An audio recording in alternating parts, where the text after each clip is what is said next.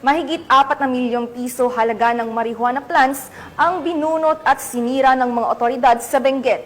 Ang balita ay mula kay Police Master Sergeant Lenny Valerio. Sa magkasanib na kampanya sa pagbuksa sa marijuana ng PDEA Cordillera Land Transportation Interdiction Unit o LTIU at Kibungan Municipal Police Station, nagkakahalaga ng 4,880,000 pesos na halaman ng marijuana ang sinira sa Barangay Badeo, Kibungan, Benguet nito lamang ika-16 at 17 ng Oktubre taong kasalukuyan.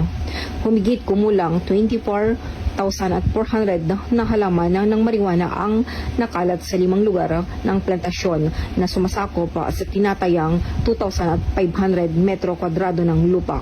Ang lahat ng nabunot na halaman ng marijuana ay sinunog sa mismong lugar.